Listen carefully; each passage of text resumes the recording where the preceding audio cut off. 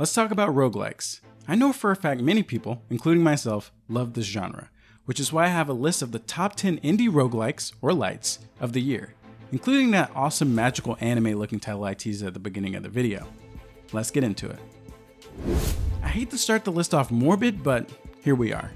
Have a Nice Death is a 2D roguelike where you play as, well, death. You're overworked, you're tired, and your employees are just not respecting that, so you need to set them straight. I was initially drawn to this game by the general art aesthetic and boss design. It's always refreshing when a game takes a unique and confident approach to its game identity, because it assures me that there's at least some sort of vision going on here. Digging a little deeper, I gotta say the abilities and individual levels look pretty cool as well. I'll leave you with this. I was looking at the reviews for this game and someone described it as Dead Cells meets Hades. Not sure if praise gets much higher than that for roguelikes.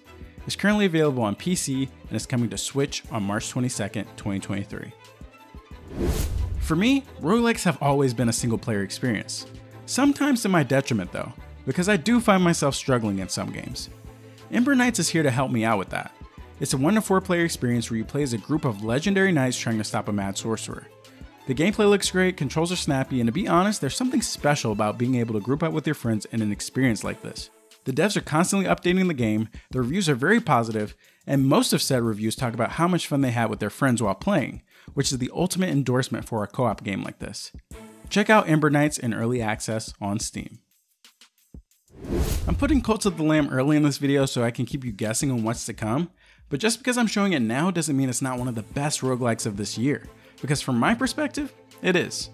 In Cults of the Lamb, you play as a, say it with me now, lamb who was given a second chance at life by a dark god.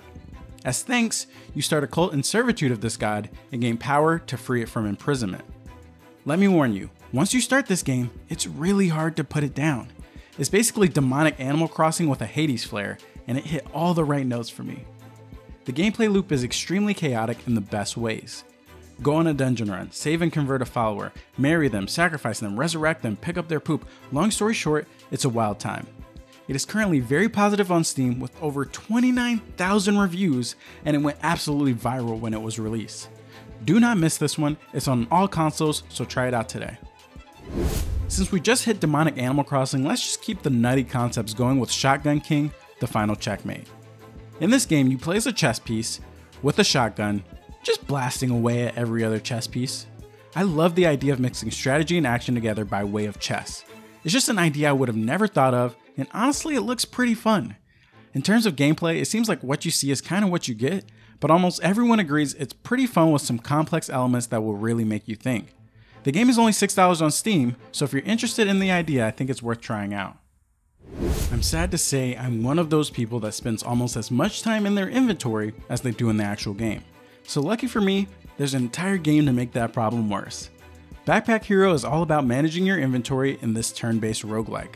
It's essentially a deck builder, but instead of a deck, you have a bag. So a bag builder, I guess. Crawl dungeons and defeat all sorts of enemies in what is probably the most creative game on this list. Backpack Hero is available in early access on PC and Mac. We've made it through 5 awesome games, but in typical roguelike fashion, it's time to start fresh on a new run. Before we do that, please make sure to subscribe so you're always notified when a new list video drops. Next up, we got a game that for the most part, you don't actually play. Despots Game Dystopian Army Builder is first and foremost, a mouthful to say, but also a roguelike auto-battler. You strategically equip an army of puny humans to take on waves of increasingly difficult enemies. I'm really digging the sense of humor on this game, and I'm well aware of how addicting battle sims like this can be, so the very positive reviews on Steam don't surprise me at all.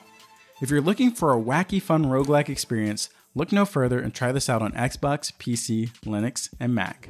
This is one game that I've heard nothing but good things about, and it should be considered a strong roguelike of the year contender. Rogue Legacy 2 is a sequel to the beloved debut indie title, and from what I hear, has actually bested its predecessor in every way.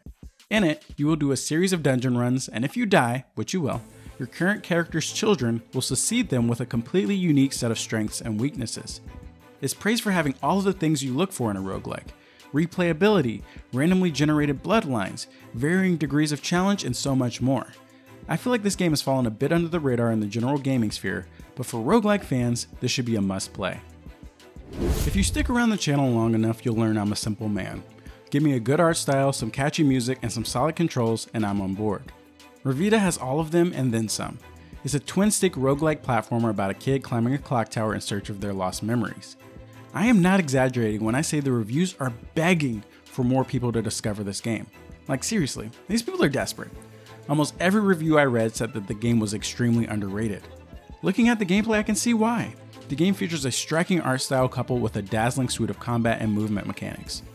Do me a favor and give this developer some love. The game is currently available on Switch and PC. I'm gonna be honest, this trailer was just so sweet I had to add this one in here. Astral Ascent looks like the ultimate cross between anime, fantasy, platformer, and roguelite. This is also the second game on the list that can be played co-op, so grab a friend and set out to tackle the 12 mystical bosses known as the Zodiac. The game features some really cool characters and flashy gameplay that is guaranteed to keep your runs interesting. Everything about this game, from the art style to the music to the gameplay mechanics, is just music to my ears. This game is in early access with no sign of slowing down in terms of updates, so if you're in the mood for some epic anime combat, try this game out today on PC. Looks can be deceiving, but I don't think there's any deceit involved with this next game. Vampire Survivors is without a doubt one of the most talked about roguelikes of the year. In it, you will cut down hordes of enemies with an ever-evolving suite of abilities that scale with the difficulty of the creatures hunting you. People can't stop playing this game. While the visuals might not be anything to write home about, the gameplay loop is near perfection that will have you constantly crawling back for more. Even the CEO of Xbox has been tweeting about his obsession. This game is what it's all about. A clever idea realized by one dev that takes the world by storm. Proof that it's not always about the biggest budgets or craziest engines. You'll love to see it, and that's why I believe Vampire Survivors is the roguelike of the year.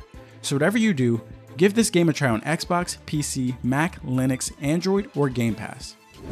Well, there you have it, the cream of the crops in terms of roguelikes this year. Please tell me which games I missed in the comments below. And before you dive into the hundreds of hours of content you are now aware of, check out this video if you want to sprinkle in some other cool games in between runs.